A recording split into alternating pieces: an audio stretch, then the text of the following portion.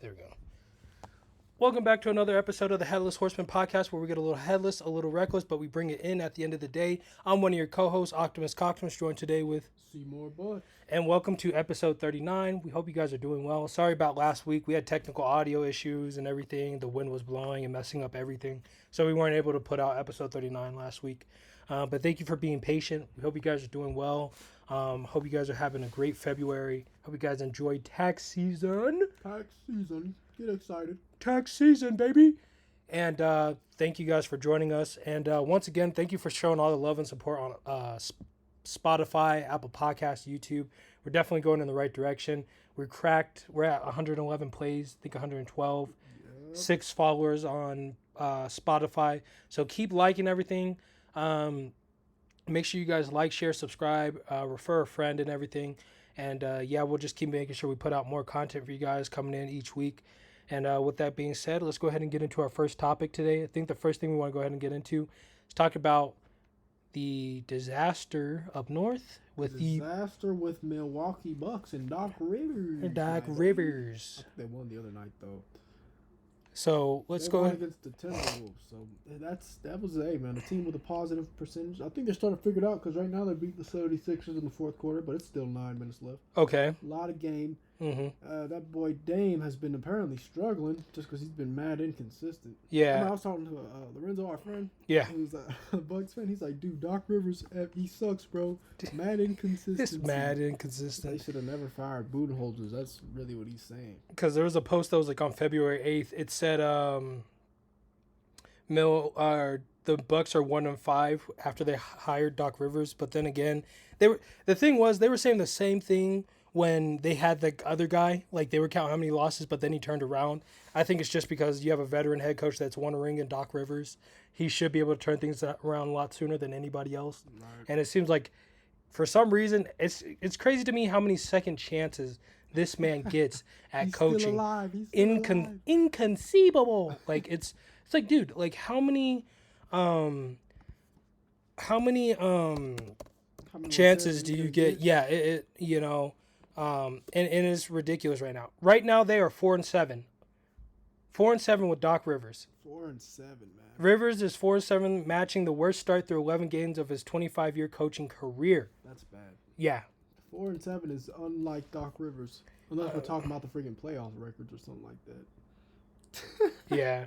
I mean, JJ Redick was going off. Him and Draymond, weren't they saying like you knew what you signed up for? Calls out his former coach Doc Rivers. There's never accountability with that guy, and I'm just like, that's crazy. Do you feel like coaches aren't held accountable sometimes? Well, sometimes because of like players are scapegoated. Yes, I think some do. Just because, more so than most. Like, if you're gonna get onto anybody. Mm-hmm. More likely they're going to start with the players first before they work their way up, right. Versus working their way down. And to me, when I see that kind of stuff, it's like, dude, you've had all of this potential. Like, if he would have did more with LA, I think he would have more water under the bridge where people want to come after him. Right. But it's like, because he beat Kobe one time, it's like he's like the greatest thing since sliced bread. Mm-hmm. He can do no wrong. Yeah. And my problem is, honestly, was that 2008? 2008, yeah. And it's like, it's been what, Jesus. 17 years since you've been to the finals? Yeah, like 16 years. Yeah. Like that. He couldn't get past. Jesus. So you beat Kobe on the biggest stage, but you can't beat him on like a second semi-biggest stage in the Western Conference Finals? And then he's had an even arguably more talented team than the Boston Celtics team. When they had Lob City, all those players on there, or even now, when they had Kawhi Leonard. They had, who else? They had Bobby Shmurda on the bench, man. Reggie Jackson, basically the best six. God, he's such an animal. A crazy team. Yeah. Dang, man. Doc Rivers has just done so much. Yeah. He's done so less with so much. He's like the Ryan Day. Well, they're both the same coach in my opinion, as far as I'm concerned. Ryan Day, this is random. Ryan Day's make or break year is this year too. But well, no, I think he's out. I think he's gone from They went all in. Ohio State did with NIL. No, but he's not coaching there. I don't think he's still the head coach there? Oh, Yeah, man. I no. think they signed somebody's offensive coordinator. I forgot who. Yeah, okay, so here's the thing. So we'll tie some of this in here. So But he's done this is so probably much. one of the biggest things that I do believe. There hasn't been accountability on Doc Rivers' part to not be able to make adjustments. Yeah, And, that's the truth. That you're right about that. and I didn't get to watch any game footage this week because I was cracking like 45, 50 hours this week at work. Mm-hmm. But I'm not surprised that his style, like, if you were to place Rajon Rondo on any other team or Kevin Garnett and Paul Pierce, Ray Allen, Mm-hmm. I think they still would have won that championship. Yeah. I genuinely do. Yeah. You know, you just had so much talent on that floor. There was no way that they weren't going to win a championship. That could have been a dynasty. Exactly. You know, and my thing is they could have won with any other team, in my opinion, because a lot of those adjustments, it's like, as a coach, I don't think I could take that much pride in beating LeBron in those early Cleveland days. No, because he was still trying to figure it out. Well, no, but they were almost getting beat by a one-man show, and you're taking accountability because we broke him. It's like, dude, it took 4 of you. Let that sink in, 4 of you. 4 dudes to jump in. And now when we see this, right? Now when we see Doc Rivers go into a different environment with the LA Clippers, can't get it done. Yeah. And arguably just as talented point guard in Chris Paul, right? Talented 6 men coming off 6 men. Lou Will and Jamal Crawford. Yep. Both who are 2-time 6 men of the year. Didn't they have Beverly off the bench too? Yes, and you had Chauncey Billups, who was a Finals MVP and won the part of that Detroit Pistons team. Man. And then you got to think Blake Griffin. Blake Griffin was still DeAndre Jordan. J.J. Redick, who was still a great three-point shooter in his own right. And you're telling me, with that team loaded offensively and defensively, you couldn't win a ring? Not one? Redick, man, that's crazy. You don't win with somebody like that. And then the next thing is like, okay, the next wave of LA. Kawhi Leonard and Paul George, arguably probably the greatest talent that he's probably ever coached. Man.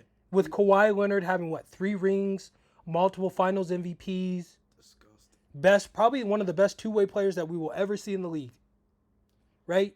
Him, Paul George, you get a Reggie Jackson coming off the bench. I think Lou Williams was still there. You had a 6-man in Montrezl Harrell. Yep. Oh man, bro, Montrezl Harrell was a rebound machine too, bro. I'm trying to think. Zubac was their big man. Zubac is still a decent big man. He's not a bad defender for sure. And then you're still not able to get over the hump. Now let's get you to even a more talented team, or just as arguably another talented team, with the Bucks. Yep. With Damian Lillard, who's considered probably the second greatest shooter of all time, if we want to be honest, from the level of difficulty of 3-point shots that he had to make for his career. Then you have another talented person in Giannis. And Middleton. Robert Lopez brothers. I mean, there was so much talent around that team. It's insane to me that they didn't do what they needed to do. And you want to sit here and say that, what did he say? So after the Milwaukee Bucks replaced Adrian Griffin with Doc Rivers, despite a 30-13 start to their season, because they believed a change was needed to meaningfully compete for a championship, the early results have been less than inspiring. On Thursday, Rivers coached his 10th game for the Bucks, and it was perhaps the worst one yet, a loss to the lowly Memphis Grizzlies. With no Ja Morant either, isn't he injured? Yeah, and so when the NBA All-Star break was approaching, Rivers didn't mince words after Thursday's defeat. We had some guys here, Rivers said. We had some guys in Cabo. Such comments won't exactly ingratiate Rivers to his new players, especially since he has a bit of history of deflecting blame when things go wrong. Last year, he made waves for saying in hindsight that his Clippers team was never going to win a championship because they just didn't get along well enough as a group, which his former shooting guard J.J. Redick took an opportunity to remind people that Rivers was hard to make sure that they would. In 2022, he gave a lengthy quote in which he attempted to explain each of his 3 blown 3-1 playoff leads instead of accepting his part of the blame for them. So, Rivers inherited a difficult situation. No coach has ever come into an organization from outside in the middle of a season and gone on to win the season's championship. Those are clearly expectations of Milwaukee. The offense under Rivers has sputtered due largely to poor shooting luck. Still, the defense has ranked 12th under his stewardship, which is probably right around where Milwaukee needs to contend for the title if its high-powered offense is functioning as expected. The overall picture isn't as bad as the record. Hold on, I think JJ Redick has something else to say.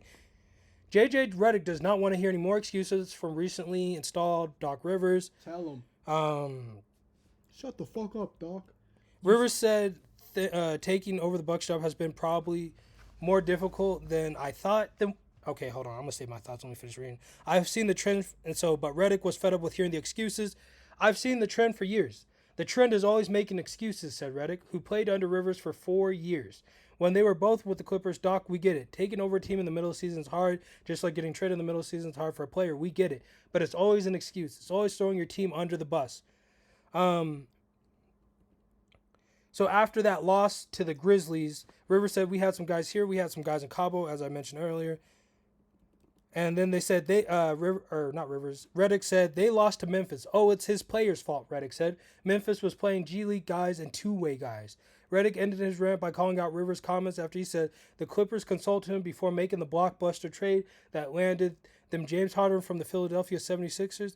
Then you look at his quotes over the weekend. Now he wants to take credit for the James Harden trade to the Clippers working out, Redick said. He wants credit for that. There's never accountability with that guy. So we must stay focused. So, did you have any comments to say about that first? About Doc Rivers and the JJ Redick thing? Yeah. You know, it's serious when JJ Redick is sitting there calling Doc Rivers out saying that there's a trend with this guy. That's a problem. When your old players are coming out speaking against you, clearly they know something. Because they know what's said in that locker room between what we see on ESPN and what's cut out and all the audio and all the film and all that.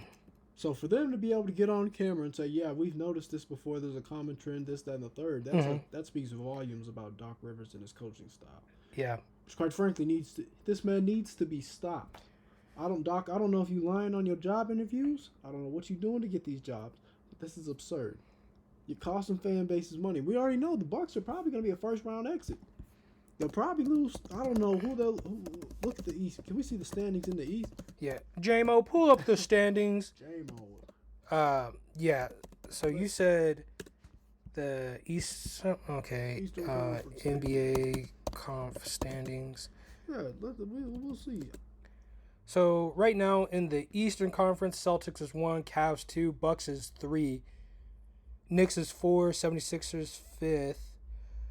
Yeah, that's all really matters. They would probably lose to like the Pacers or the Magic. Top 8 is it top? It's top 8, right? I think so. So if they were to go right now, yeah, they would play the they would play the Magic, Orlando Magic, the young cats. Orlando they Magic, might get a pass. Orlando Magic.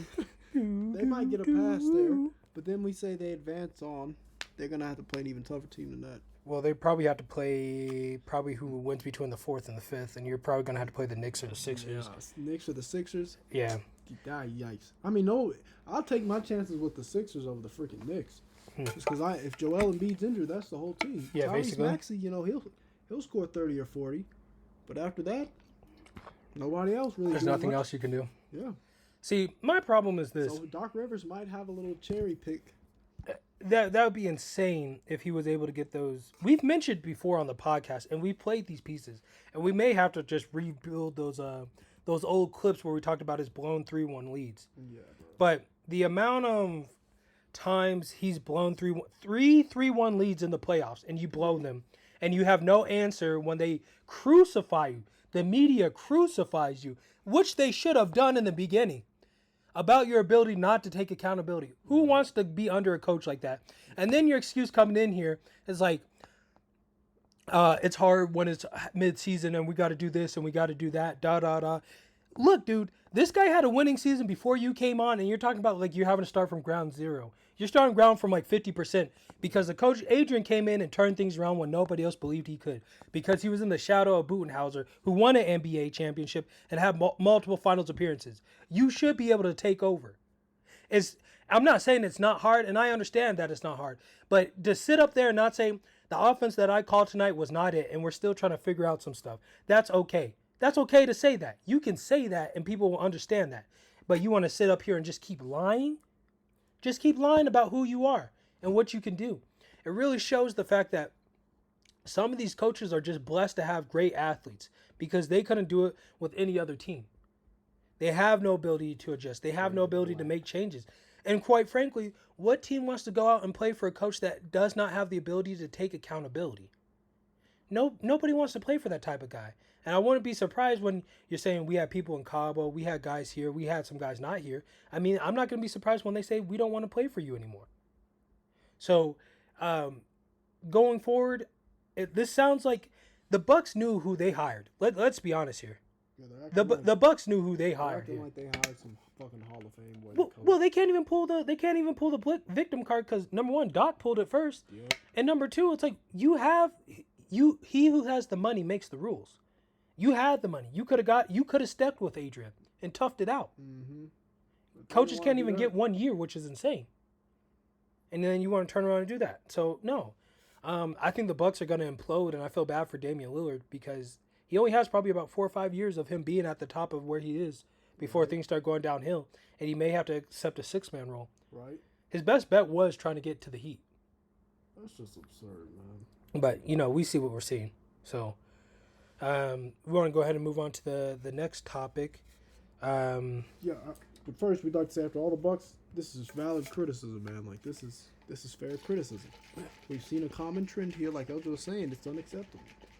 So till then, we'll get back to our next topic, which is ding ding ding ding ding ding. Are we chopping or? Yeah, we're chopping. Oh, all right. We'll go ahead and stop it. All right. Fire it up, number 2. Here we go. Here we go. All right, so we're going to go ahead and get into our second segment here. We're going to go ahead and talk about Klay Thompson. Go ahead and lead us off today, Mr. Butts, about the Klay Thompson. All right, so this article, I wanted to talk about this because Klay Thompson got benched, and I'm a Klay Thompson fan. Back on December 12th, Klay Thompson was benched down the stretch during the Warriors' 119 to 116 loss to the Suns. It was a big deal, symbolic of Steve Kerr's slow capitulation to the realities of old names having to be thought of and subsequently deployed in new ways. Thompson is not the player he used to be. The old rules couldn't continue to apply. Thompson had never been benched in closing time, but he had scored just 7 points on 2 of 10 shooting. Oh my God, 1 of 8 from 3 and was running out of career equity to pay his mounting debt. Yeah, whoever wrote this article was on one. This is good. Point, he was converting less than 40% of his total shots and 26% of his open 3-pointers on career low scoring marks. That is terrible. So I'm going to speed up. I'm going to read down here. Right. We wondered if it would be the new way, if Thompson would be out of closing lineups for good and more judiciously deployed in general, but the very next game he went for 30 points. And that's what I was talking about when he scored 30 off the bench. 35. 35 versus the Jazz. 8 of his 12 3-pointers and went over the Clippers too. We started a 6-game stretch over which Thompson averaged 25 points over 50% 3-point shooting, 33 for 66. When was this? Like, Chucker's gonna chuck, man. When was this? When was that stretch? I think the week after December 12th when he got benched. Oh, okay. Because I'm looking at his last 10 games. That's what I was like, what? Remember I said December 12th. Yeah, no. It took me a minute because I'm looking at February. I was like, what? Okay, was he back? Not so much over his next 3 games. He missed 26 out of 34 shots. He scored 9 points in a loss to Denver. Yep. 3 points in a loss to the Mavs, on which he missed 10 out of his 11. Dang, that's terrible. Look at his numbers overall. They aren't plenty acceptable. 17 points per game, 37% from 3. Jeez. God. It's just that the swings, particularly lows, are far from extreme these days. Man, that's crazy. So when they removed him out the lineup, he scores 35 points, right, before All-Star break. Mm-hmm. They said, so Warriors fans felt like he thrives off the bench. Sure enough, in the second game coming off the bench, Thompson scored 3 points. Yep. 1 and 9 shooting, yeah. 1 and 4 from 3-point, 4 rebounds and 5 assists. So he was feeling good in All-Star break. Yeah. And then right after, it goes back down to wah, wah, wah. What is going on? And then he scored 13, so I don't know if maybe he's finally coming back. Because he was 13 points, 5 of 11 from the field, 3 of 8 from 3-point. So I don't know if he may be getting ready to make another hot run. I hope so. I hope so, man. I hope Klay Thompson. Yeah. It's tragic, bro. Klay Thompson, Woes. This is not all right. You going through it, bro. You just got to go back home, Take your dog, just pet him real quick, watch some Adam Sandler movies, you'll be alright, bro. Yeah. Drive the boat, Klay. Drive the boat, man. Klay Thompson came off the bench for the first time since his rookie season to knock down 7 3-pointers, score a season-high 35 points, leading to the Golden State Warriors' 140-137 victory over the Utah Jazz on Thursday night. When he talked about that, he said, you can do two things. You can pout or you can go out there and respond, said Thompson, who became the 6th Golden State player to surpass 15,000 points. And he did a great job. He said, I thought I did the latter very well tonight. Okay. I bet that rim's pouting from all the freaking clanking it's been doing. Yeah. Coach Steve Kerr had a discussion with Thompson on Thursday morning where he informed him of the change in the starting lineup. Kerr acknowledged Thompson wasn't thrilled with the decision that fueled what turned out to be his best offensive performance in an up-and-down season. It's been a tricky season for him and for us, said Kerr, who earned his 500th victory as the Golden State coach. It's not as easy to do what Klay did 5 or 6 years ago for him. I think he could be a good balance to get the best out of Klay and to get the best out of our team.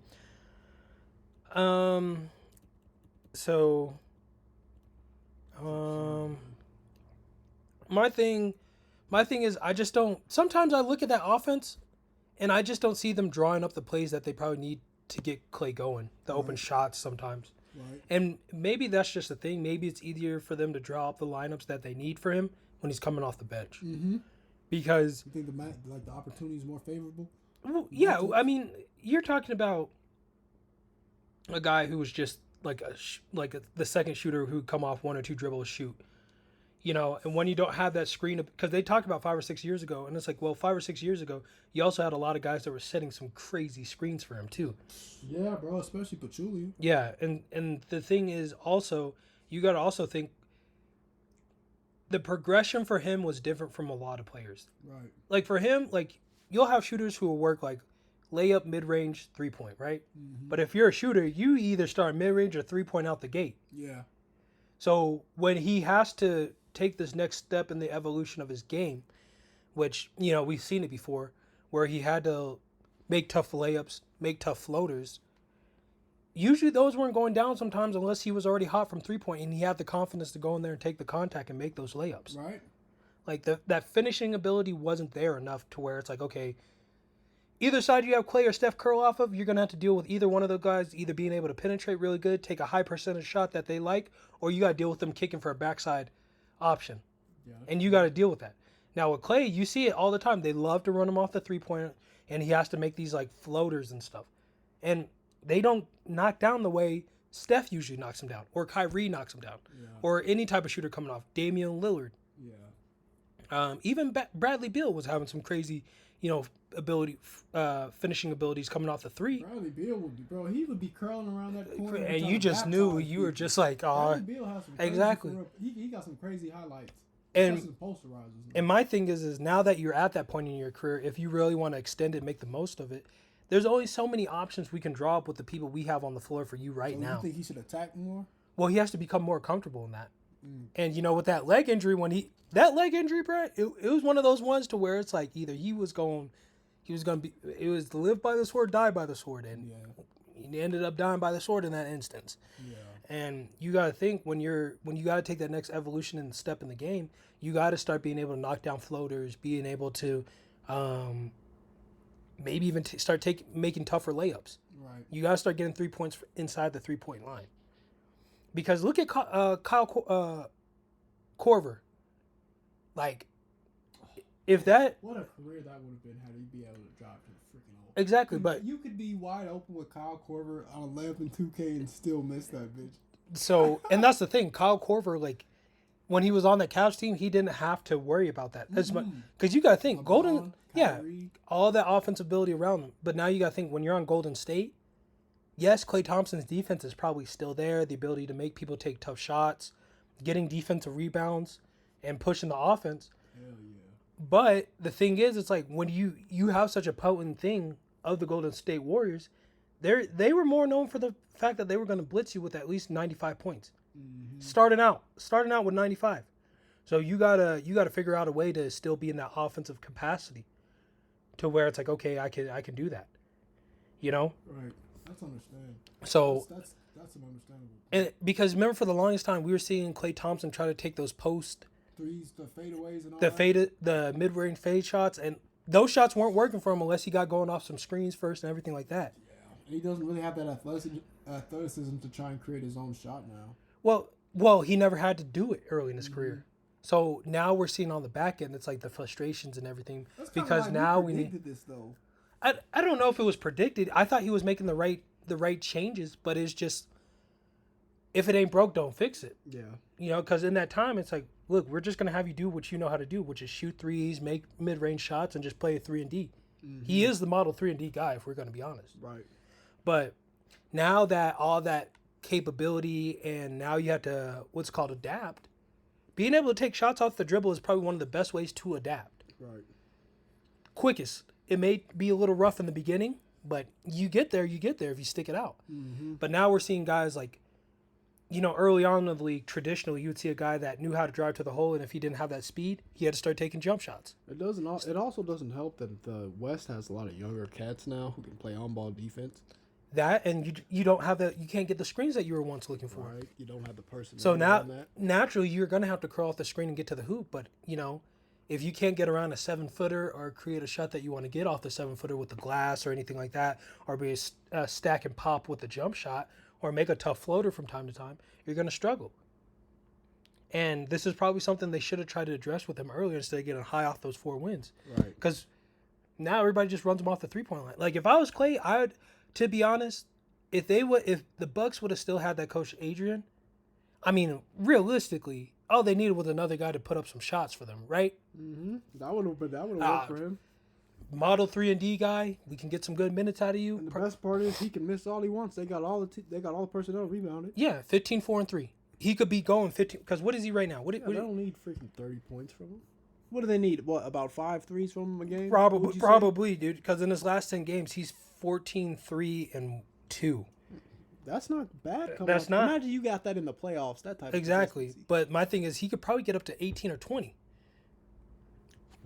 Because it's like, okay, he's taking good shots, he's getting the shots that he's used to getting and stuff like that, and then you're just going from broke from there. 13 in his last one. He so 45% from the field goal. Yeah, so that's not bad at all.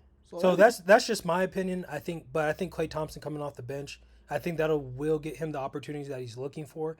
It's just going to be a matter of, like I said, like he may just have to take a year and really develop, getting comfortable finishing at the rim, getting comfortable making tough floaters, and then earning it from the free throw line. Yeah, because you got to come off that screen and you got to take like 1-2 dribbles and you just got floated. Hell yeah. Or you got to cause some. You got to be able to maybe absorb that contact. Yeah, you got to, and that's the thing. Like his body, like that man. When people talk about playoff Klay, I'm not talking about Klay Thompson when he was dropping like 40 to save him.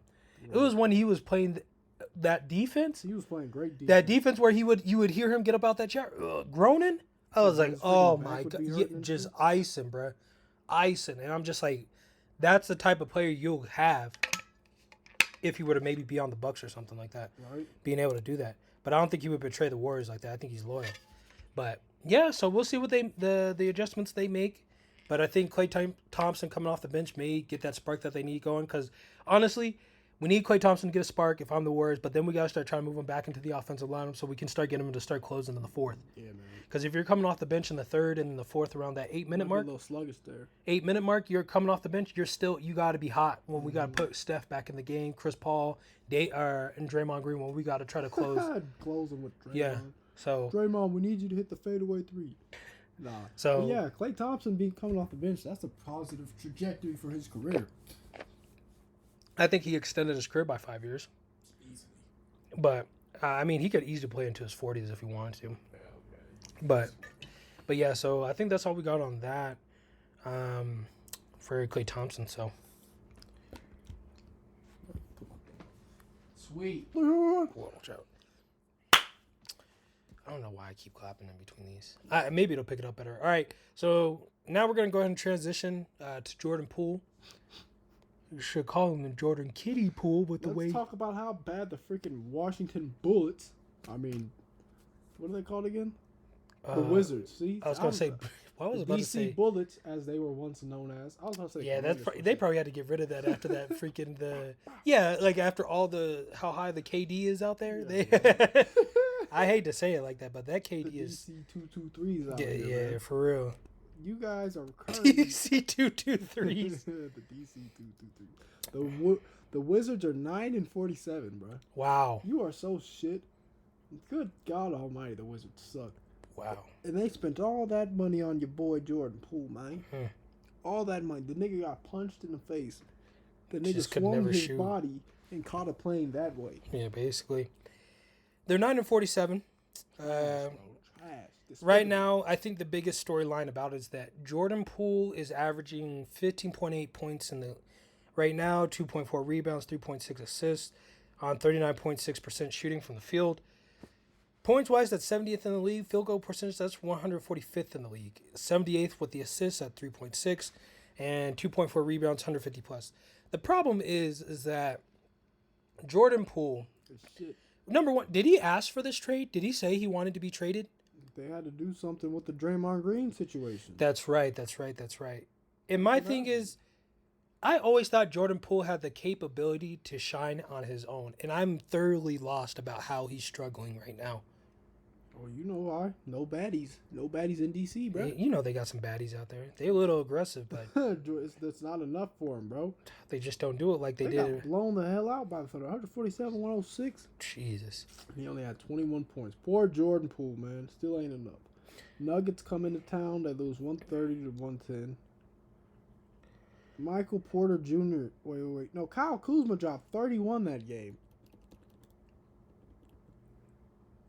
Kyle Kuzma must be the hero that they would have been looking for. What in the world? And then we'll see how they did against the Pelicans. Pelicans 33-22. They'll make the fucking playoffs. Who in the hell is this? Denny Ajiva? 40 points? Bro, y'all, what are y'all doing, man? Sorry. Y'all are having random people carry your roster night in and night out. You have a team full of cadavers and Jordan Poole. And doesn't you guys have Kuzma and Den Mitty? Oh, yeah. What happened to him? He got that shoe deal that he created off the dribble, and then now he's gone. Whatever the hell happened to him, nigga. That nigga's ass, too. Nobody talking about Dinwiddie anymore. I could have sworn they traded him from the Nets. Yeah. They did? I think so. Dinwiddie. J-Mo, pull up Spencer Dinwiddie. He's on the Lakers now. I mean, hey, good for him. Yeah, he had to get up out of there. I think he wants a ring. Tragic. So, but Jordan Poole has been a disappointment, and I think some of it comes down to what I've been going on the Reddit deep archives right now. So, if this is true about what people are saying, it just seems like he's not attacking the basket like they would like to see. Mm-hmm. Like even in some of those other career early lowlights when he first got there, he was taking a lot of settling jumpers. And it's like, what are you doing, dude? You have talented, crafty finishing ability, put bigs in tough situations. You can be winning games for the line deep in the fourth, averaging 25, 28, 32, And the thing is, for such a crafty player, and I think it doesn't help with the meme culture that surrounded him, of how good he was looking in the playoffs where he's going off. But think about how easy it was for him when you're the third option on a team that has a number one and number two that are just ballistic. It wasn't like the number one option was like some random guy. Like Tony Snell was your number one option, right? It wasn't like your number two option was Kyle Korver 2 years away from retirement. Yeah. Like we're talking about a young man. We're talking about Stephen Curry and Klay Thompson were your number one and number two. And then you had the high IQ in Draymond Green, so he made it easy for you to facilitate when you had to come in. And you had a great coach in Steve Kerr. So there's a lot of pressure on him to figure this stuff out. But if he can figure it out and really just get to the hoop the way he likes to and craft the way he wants to and command the offense, I think he could have a bounce back year. It's just hard to figure it out when you get thrown onto such, like when you go from top team like that. Is it?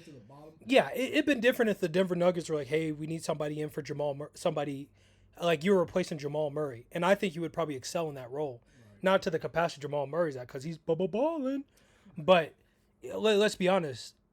How much of the capacity would you really have to carry when you have Jokic there? Right. So I hope he turns it around. It's just, I don't know if they're not getting him great calls either. I got to watch some film, but it is just ridiculous what we're seeing from this right now. Considering, honestly, like many people, including myself, thought that getting rid of Jordan Poole was probably the worst mistake the Warriors were going to do. Yeah. Trade away a young guy like that. Well, he had Draymond Green with the fits he's having now. It's like, it's so hard to even vouch for Jordan Poole to be the better option when it's like, you guys are both doing worst on both sides of the spectrum. The grass has died on both sides. On both sides. It's like, you know what I mean? Like, you know? And because it's like Draymond Green cannot stop fighting people with his midlife crisis that he got going on right now. And he's just terrible. He's just been talking that talk because of the midlife crisis. But then you also got Jordan Poole on the flip side who just can't ball out. Mm-hmm. My main goal, if I was Jordan Poole, is to make the Warriors even regret thinking of not keeping me. Right. I don't give a damn how many rings Draymond Green won. I don't care how many Defensive Players of the Year won. You want the best? I am the best. Right. You know what I mean? Like that would literally be I'd be circling the calendar just to be like, yeah, I can lock Steph up, Klay up, all of them. Mm-hmm. And then do what I got to do on the offensive side. Like when they had who was it? Lou Williams, when he cooked the Warriors by himself. Lou was cooking. By himself. Nobody there. By himself. He was on him. Skylar, I am the danger. That is him. And that's the thing. And that's the thing. And Jordan Poole want to say something like this on the 22nd of February. If there's any common sense with the situation, you should know how I feel. But I'm just going to come out and do what I can to do to help the team keep it moving after coming off the bench. And I'm just like, dude, what do you expect us to do? If you were sitting here as the coach and I got to do something, what do I do with you, buddy? You have a ring. Yep. And you are monumental in that piece when you went off in the playoffs. And I'm not seeing that from you. Nope. We can't get to the playoffs. It'd been different if we lost to the playoffs and it's like, hey, we got to the playoffs at least. We just got to make some adjustments. But you didn't even we're not even in the playoffs, big dog. So what are we supposed to do with that? Winning 9 games is unacceptable. Unacceptable, big dog. And you gotta really sit here and tell me that you're frustrated. But look, he is owed 3 years and $95.5 million guaranteed after this season. The one where he's averaging 15.7 points per game on 39.6% shooting. And you want to tell me you're frustrated? Oh, wham. Wiping your face with them $100 bills, dog. Stop.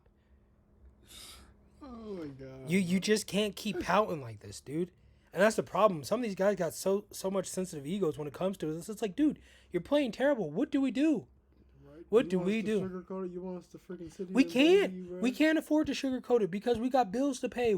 I gotta start figuring out a way to stop these people from shooting in the streets and put an ass in the seats. Yeah, bro. Vote on these bullshit policies. Jesus. DC doesn't really know what the hell they're doing out there, though. Orlando Magic. I can attest to that because I've been out there on that freaking school field trip, like literally right behind freaking the White House is the hood and all that. You see so much graffiti, homeless people.